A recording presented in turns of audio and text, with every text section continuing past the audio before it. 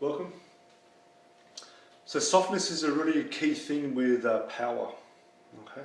So if I use the idea of a spring, so I'm holding a spring in my hand here. If I push the spring in a little bit, it gives me some recoil back. Okay. So we're saying that the spring is loading or compressing. If I was to push in further, it's going to give me more recoil back. Okay. And the more that I push in, the more the spring actually loads. Okay, and it'll give me a lot more power back. So our body acts like a big elastic band. Okay, just the nature of how the muscles are attached, the types of tissue underneath the skin, that kind of thing. So it's elastic, and it's an elastic structure to a certain degree. So we want to capitalize on this elastic nature.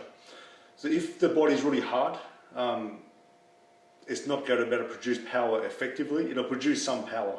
It'll have a certain amount of output, power output.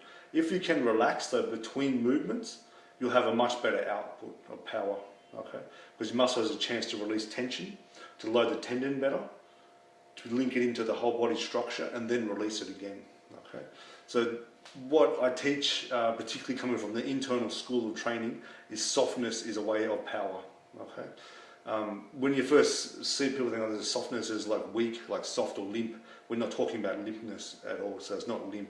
So when you're doing Tai Chi, it's not like you're doing like this sort of thing here. There has to be a little bit of something in the hands, a little bit of what we call structure, but it's still relaxed.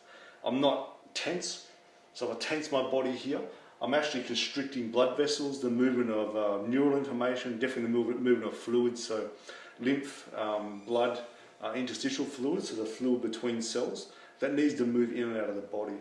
So when you're tensing, that doesn't happen as effectively. Okay, and if you're tense for a long time, that becomes a problem. All right, it can lead to all sorts of injuries, even illness potentially.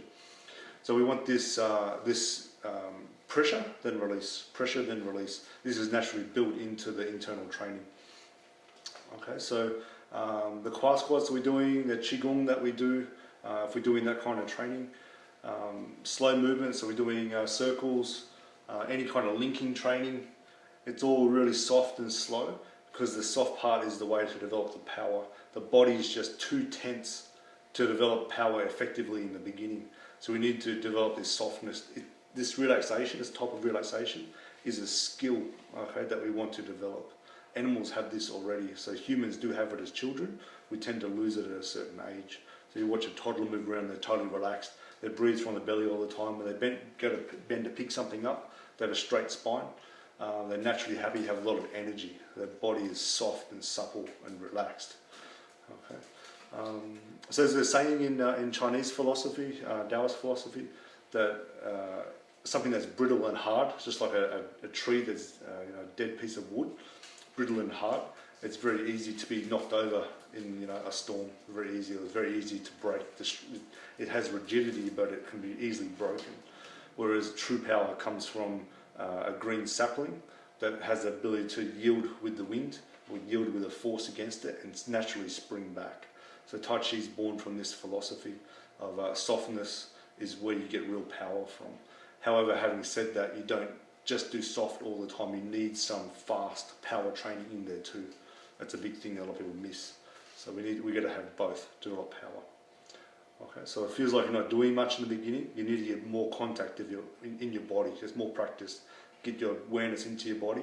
Really make each segment of your body relax. So if your shoulder's always up, we need this to drop so it can connect to the dantian. Here might be tense here, so this maybe you've had a liver problem, or a liver problem over here, whatever, intercostal problem. This will be always tense, so you need to put your awareness here to also relax this segment here, relax into here. Injury in your back, those muscles around the spine will be tense all the time. That's what it tries to do, to splint it. The tension after a while becomes a problem as well as the pain. So you want to put your awareness into there, relax those muscles. And the movements we do will help you gain that ability too.